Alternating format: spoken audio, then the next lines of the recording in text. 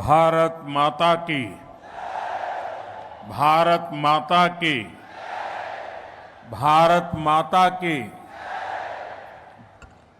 आंध्र प्रदेश के राज्यपाल सैयद अब्दुल नजीर जी, यहाँ के लोकप्रिय मुख्यमंत्री मेरे मित्र श्रीमान चंद्रबाबू नायडू जी, नेता अभिनेता डिप्टी सीएम पवन कल्याण जी, केंद्र सरकार में मेरे सहयोगी मंत्रीगण, राज्य सरकार के मंत्रीगण, सभी सांसद और अन्य विधायकगण, अन्य गणमान्य नागरिकगण, भाई और बहनों, आंध्र प्रजला प्रेम मरियु अभिमानानिकी ना कृतज्ञतलु ना అభిమానాన్ని చూపినచే అవకాశం ఇప్పుడు లభించింది। मैं सबसे पहले सीमाचलम वरालक्ष्मी नरसिम्हा स्वामी को प्रणाम करता हूं। आंध्र प्रदेश गवर्नर श्री सैयद अब्दुल नजीर गारू, जननेता मुख्यमंत्री श्री चंद्रबाबु नायडू गारू, नेता मरियु अभिनेता डिप्यूटी सीएम पवन कल्याण गारू, కేంద్ర ప్రభుత్వంలో నా సహచర మంత్రులు, రాష్ట్ర మంత్రులు, ఎంపీలు, ఎమ్మెల్యేలు మరియు ఇతర ప్రముఖులు, సోదర సోదరీమణులు, ఆంధ్రప్రదేశ్ రాష్ట్ర ప్రజల ప్రేమ మరియు అభిమానానికి నా కృతజ్ఞతలు। నా అభిమానం చూపించే అవకాశం ఇప్పుడు నాకు లభించింది। ముందుగా మనం సింహాచలం వరాహ లక్ష్మీ నరసింహస్వామి వారికి నేను నమస్కరిస్తున్నాను। साथियों, आप सबके आशीर्वाद से 60 साल के अंतराल के बाद देश में तीसरी बार एक सरकार चुनी गई और सरकार बनने के बाद एक प्रकार से विधिवत रूप से मेरा ये पहला कार्यक्रम है और जो शानदार स्वागत सम्मान आपने किया, रास्ते भर जिस प्रकार से लोग आशीर्वाद दे रहे थे और आज चंद्रबाबू ने अपने भाषण में सारे शिक्षर लगा दिए हैं। उनके एक एक शब्द के स्पिरिट को, उनकी भावना को मैं आदर करता हूं और मैं आंध्रवासियों से, देशवासियों से विश्वास दिलाता हूं कि जो भावना आज चंद्रबाबू प्रकट कर रहे थे, हम सब मिलकर के उन लक्ष्यों को अवश्य पार करेंगे। మీ ఆశీర్వాదంతో 60 సంవత్సరాల తర్వాత మూడోసారి మళ్ళీ కేంద్రంలో మన ప్రభుత్వం వచ్చింది। తరువాత మీ యొక్క ఆశీర్వాదం, మీ యొక్క స్వాగతం నేను చూశాను। దానికి మించి మన అధినాయకుడు చంద్రబాబు నాయుడు గారు ఆయన స్పీచ్లో అన్ని విషయాలు కూడా కూలంకుషంగా చెప్పారు। ఆయన చెప్పిన ప్రతి విషయాన్ని కూడా గౌరవిస్తూ ఆంధ్రప్రదేశ్ రాష్ట్రానికి సంబంధించి ముఖ్యమంత్రి వర్యులు, రాష్ట్ర ప్రజలు ఏవైతే విశ్వాసం చూపిస్తున్నారో ఆ విశ్వాసాన్ని ఎక్కడా కూడా భంగం కలిగించకుండా మీ లక్ష్యాలు అన్నిటిని కూడా సాకారం చేయడానికి నా వంతుగా మీకు సహకరిస్తాను అని తెలియజేస్తున్నాను। साथियों, हमारा आंध्र प्रदेश संभावनाओं का और अवसरों का, पॉसिबिलिटीज और अपॉर्चुनिटीज का राज्य है।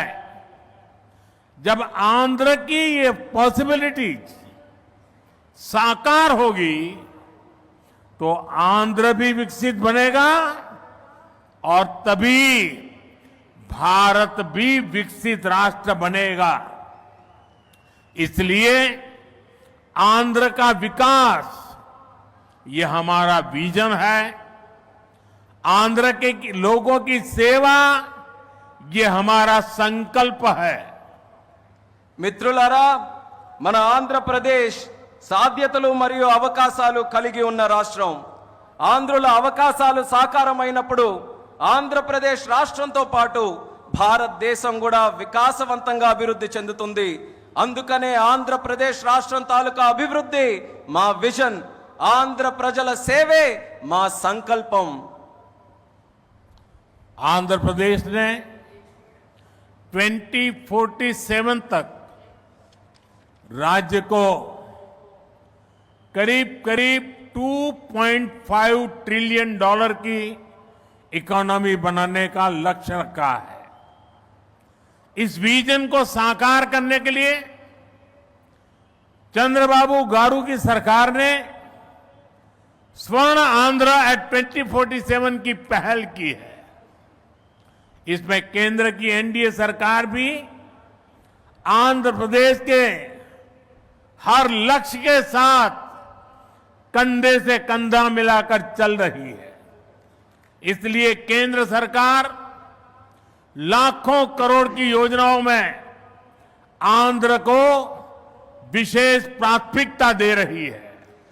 2047 సంవత్సరం కల్లా ఆంధ్రప్రదేశ్ రాష్ట్రంలో $2.5 ట్రిలియన్ ఆర్థిక వ్యవస్థగా తయారు అవ్వాలని లక్ష్యం పెట్టింది. ఈ విజన్ సాకారం చేసేందుకు చంద్రబాబు నాయుడు గారి ప్రభుత్వం స్వర్ణాంధ్ర 2047 అనే కార్యక్రమానికి శ్రీకారం చుట్టింది. ఈ లక్ష్యాన్ని చేరుకోవడానికి కేంద్రంలో ఉన్న ఎన్డీఏ ప్రభుత్వం ఆంధ్రప్రదేశ్ రాష్ట్రంతో పాటు భుజంతో భుజం తోడై ముందుకు నడుస్తుంది.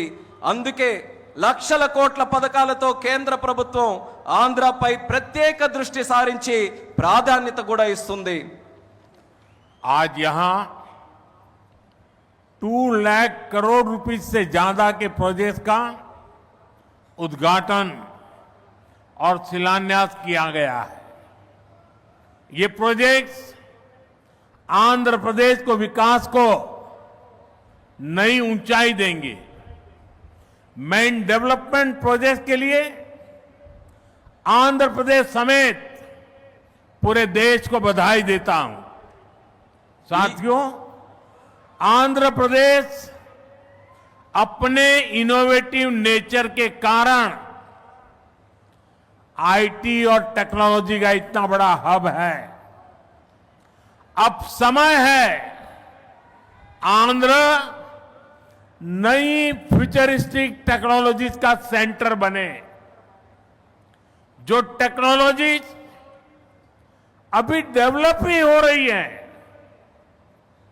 हम अभी से उनमें लीड लें। आज ग्रीन हाइड्रोजन का इस्तेमाल ये ऐसा ही उभरता हुआ क्षेत्र है। ఈ రోజు 2 లక్షల కోట్ల రూపాయలకు పైగా విలువైన ప్రాజెక్టులు ఇక్కడ ప్రారంభించడం మరియు శంకుస్థాపన చేయడం జరుగుతుంది. ఈ ప్రాజెక్టులు ఆంధ్రప్రదేశ్ అభివృద్ధిని సరికొత్త శిఖరాలకి చేరబోతుంది. ఈ అభివృద్ధి కార్యక్రమాలతో ఆంధ్రప్రదేశ్తో పాటు యావత్ భారతదేశానికి కూడా నా తరపున అభినందనలు తెలియజేసుకుంటున్నాను.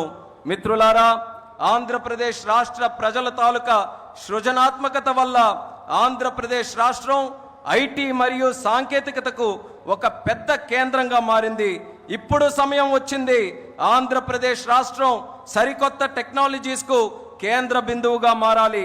ఈ కొత్తగా అభివృద్ధి చెందుతున్నటువంటి టెక్నాలజీస్ కి ఆంధ్రప్రదేశ్ రాష్ట్రం సారథ్యం వహించాలి. నేడు గ్రీన్ హైడ్రోజన్ టెక్నాలజీ కూడా అటువంటి ఎదుగుతున్నటువంటి ఒక రంగమే. देश ने 2023 में नेशनल ग्रीन हाइड्रोजन मिशन की शुरुआत की थी। हमारा लक्ष्य है 2030 तक 5 million metric tons green hydrogen का प्रोडक्शन। इसके लिए शुरुआती चरण में 2 ग्रीन हाइड्रोजन हब स्थापित होंगे, जिनमें से एक हमारा विशाखापट्टनम है। దేశంలో 2023లో నేషనల్ గ్రీన్ హైడ్రోజన్ మిషన్ను మనం ప్రారంభించడం జరిగింది. మా లక్ష్యం 2030 నాటికి 5 మిలియన్ మెట్రిక్ టన్నుల గ్రీన్ హైడ్రోజన్ని మన దేశంలో ఉత్పత్తి చేయాలి. దీనికోసం ప్రారంభ దశలోనే 2 గ్రీన్ హైడ్రోజన్ ల్యాబ్ని మనం ఏర్పాటు చేయబోతున్నాం. అందులో ఒకటి మన విశాఖపట్నం నగరం అని తెలియజేస్తున్నాను. भविष्य में विशाखापट्टनम दुनिया के उन गिने चुने शहरों में होगा जहां इतने बड़े स्केल पर ग्रीन हाइड्रोजन प्रोडक्शन की फैसिलिटी होगी। इस ग्रीन हाइड्रोजन हब से अनेक जॉब अपॉर्चुनिटीज तैयार होगी। साथ ही आंध्र प्रदेश में मैन्युफैक्चरिंग इकोसिस्टम भी डेवलप होगा। साथियों, आज मुझे नक्कापल्ली में बल्क ड्रग पार्क प्रोजेक्ट का शिलान्यास करने का अवसर भी मिला है। आंध्र प्रदेश देश के उन 3 राज्यों में से एक है जहां इस तरह के पार्क की स्थापना की जा रही है। इस पार्क में मैन्युफैक्चरिंग और रिसर्च के लिए बेहतरीन इंफ्रास्ट्रक्चर तैयार किया जाएगा। इससे इन्वेस्टर्स का उत्साह बढ़ेगा और यहां की फार्मा कंपनियों को फायदा होगा। భవిష్యత్తులో పెద్ద ఎత్తున గ్రీన్ హైడ్రోజన్ ఉత్పత్తి చేసే నగరాలలో ఒకటిగా మన విశాఖపట్నం ఉండబోతుంది. ఈ గ్రీన్ హైడ్రోజన్ హబ్ ద్వారా అనేక ఉద్యోగ అవకాశాలు సృష్టించబడతాయి. దీంతో ఆంధ్రప్రదేశ్లో మ్యానుఫ్యాక్చరింగ్ వ్యవస్థ కూడా అభివృద్ధి చెందబోతుంది. మిత్రులారా, ఈ రోజు అనకాపల్లి పార్లమెంటులో ఉండే నక్కపల్లిలో బల్క్ డ్రగ్ పార్క్ కు కూడా శంకుస్థాపన చేసే అవకాశం నాకు కలిగింది. దేశంలో 3 రాష్ట్రాలలో ఈ తరహాలో పార్కులు ఏర్పాటు చేయబడుతున్నాయి. అందులో ఆంధ్రప్రదేశ్ ఉండడం నాకు చాలా ఆనందంగా ఉంది. ఈ పార్కులో మ్యానుఫ్యాక్చరింగ్ మరియు పరిశోధన కోసం అద్భుతమైన మౌలిక సదుపాయాలు ఏర్పాటు చేయడం జరుగుతుంది. దీనివల్ల పెట్టుబడిదారుల్లో ఆసక్తి పెరుగుతుంది మరియు ఫార్మాసిటీ కంపెనీలకి కూడా చాలా ఉపయోగపడుతుందని తెలియజేస్తున్నాను. साथियों, हमारी सरकार अर्बनाइजेशन को एक अपॉर्चुनिटी के रूप में देखती है और हम आंध्र को न्यू एज अर्बनाइजेशन का एक उदाहरण बनाना चाहते हैं। इसी विजन को साकार करने के लिए आज कृष्णापट्टनम इंडस्ट्रियल एरिया यानी क्रिस सिटी का फाउंडेशन स्टोन रखा गया है। ये smart city Chennai Bengaluru industrial corridor का हिस्सा बनेगी। इससे आंध्र में थाउजेंड्स ऑफ करोड़ का इन्वेस्टमेंट आएगा और लाखों इंडस्ट्रियल जॉब तैयार होगी। మిత్రులారా, మా ప్రభుత్వం పట్టణీకరణకు ఒక అవకాశంగా చూస్తుంది. అలానే మన ఆంధ్రప్రదేశ్ రాష్ట్రం నవయుగ పట్టణీకరణకు ఉదాహరణగా ఉండబోతుంది. ఈ విజన్ సాకారం చేసేందుకు నేడు కృష్ణపట్నం ఇండస్ట్రియల్ ఏరియా అంటే క్రిస్ సిటీ శంకుస్థాపన కూడా చేయడం జరుగుతుంది. చెన్నై బెంగళూరు ఇండస్ట్రియల్ కారిడోర్లో ఈ స్మార్ట్ సిటీ ఒక భాగం అవ్వబోతుంది. ఆంధ్రప్రదేశ్లో దీని వల్ల వేల కోట్ల రూపాయలు పెట్టుబడులతో పాటు పారిశ్రామిక ఉద్యోగ అవకాశాలు కూడా పెరుగుతున్నాయని తెలియజేస్తున్నాను. साथियों, आंध्र प्रदेश को पहले से श्री सिटी के रूप में मैन्युफैक्चरिंग हब का फायदा मिल रहा है। हमारा प्रयास है कि आंध्र प्रदेश इंडस्ट्रियल और मैन्युफैक्चरिंग के क्षेत्र में देश के टॉप स्टेट्स में शामिल हो। मैन्युफैक्चरिंग को बढ़ावा देने के लिए हमारी सरकार पीएलआई जैसी स्कीम्स चला रही है। इसका परिणाम यह है कि आज कई प्रोडक्ट्स की मैन्युफैक्चरिंग में भारत की गिनती दुनिया के टॉप कंट्रीज में होने लगी है। మిత్రులారా, ఆంధ్రప్రదేశ్లో నేడు శ్రీ సిటీ రూపంలో తయారీ రంగం యొక్క ఉపయోగం ప్రజలకు అందుతుంది. మా ప్రయత్నం ఏంటంటే ఆంధ్రప్రదేశ్ రాష్ట్ర పారిశ్రామిక మరియు తయారీ రంగంలో దేశంలోనే అగ్రగామిగా నిలబడాలి. తయారీ రంగాన్ని ప్రోత్సహించడానికి మా ప్రభుత్వం పిఎల్ఐ లాంటి స్కీమ్స్ ని ప్రోత్సహించడం కూడా జరుగుతుంది. దీని ఫలితంగా నేడు భారతదేశం మొబైల్ తయారీ రంగంలో ప్రపంచంలోనే ఉన్నతమైనటువంటి ర్యాంకింగ్స్ లో స్థానం కూడా సంపాదించుకుంది. साथियों, आज नए विशाखापट्टनम शहर में साउथ कोस्ट रेलवे जोन मुख्यालय की भी फाउंडेशन रखी जा रही है। आंध्र प्रदेश के विकास के लिहाज से ये बहुत इंपॉर्टेंट है। लंबे समय से एक अलग रेलवे जोन की मांग हो रही थी। आज ये स्वप्न साकार हो रहा है।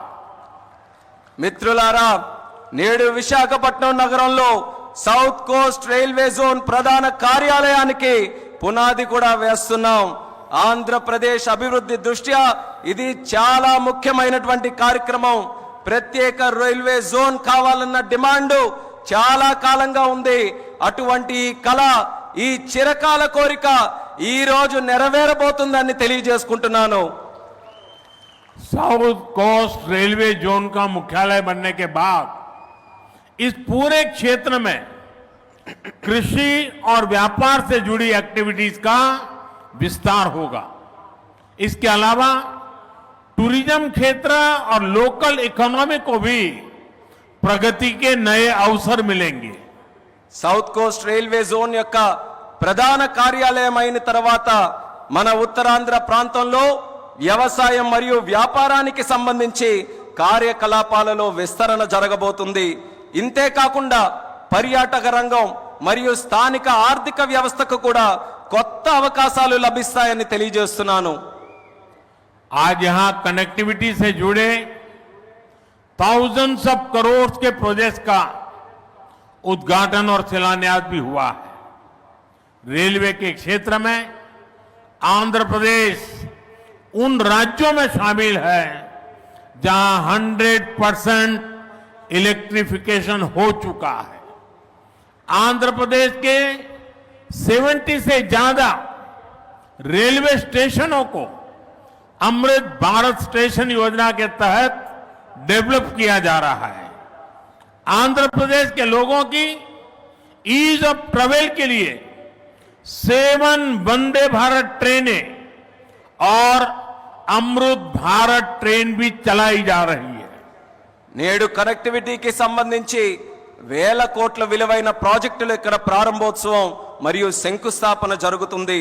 రైల్వే రంగంలో ఆంధ్రప్రదేశ్లో నేడు 100% విద్యుదీకరణ జరిగింది. ఆంధ్రప్రదేశ్లోని 70కి పైగా రైల్వే స్టేషన్లు అమృత్ భారత్ స్టేషన్ల కింద అభివృద్ధి చేయబడుతున్నాయి. ఆంధ్రప్రదేశ్ ప్రజల ప్రయాణ సౌలభ్యం కోసం 7 వందే భారత్ రైళ్లు అలాగే అమృత్ భారత్ ట్రైన్లు కూడా నడిపిస్తున్నామని తెలియజేస్తున్నాను.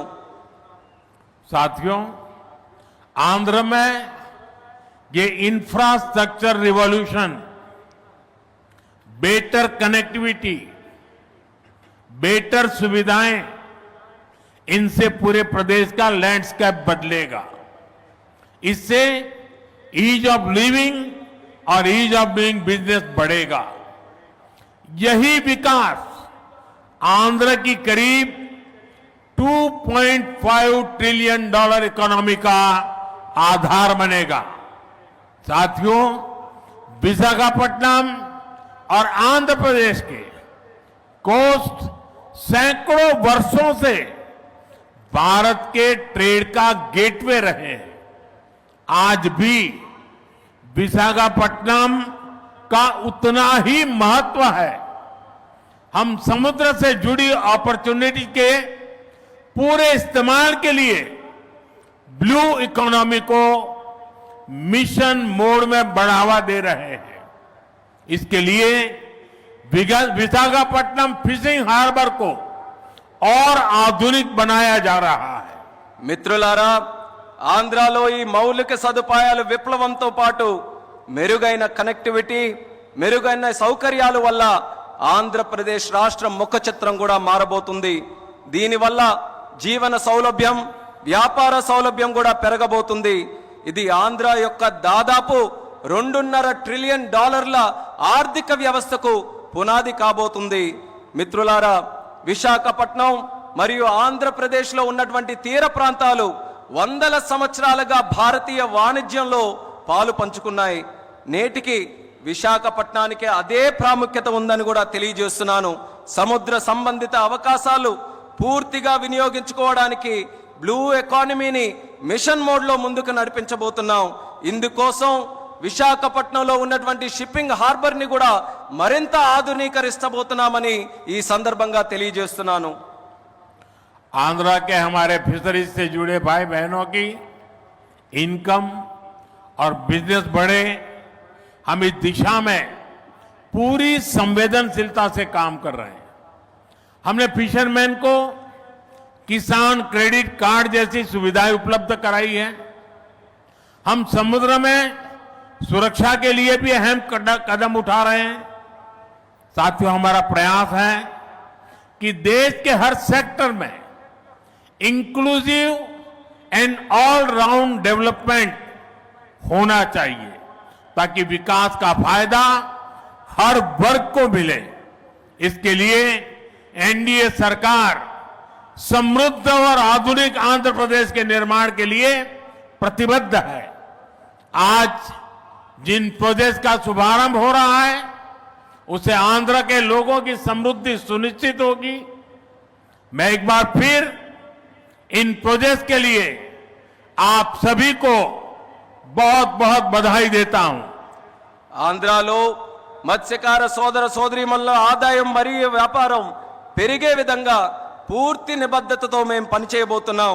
దీనికోసం మత్స్యకారులకి కిసాన్ క్రెడిట్ కార్డు వంటి సౌకర్యాలు కూడా కల్పించాం. సముద్రంలో భద్రత కోసం ముఖ్యమైనటువంటి చర్యలు కూడా తీసుకోబోతున్నాం.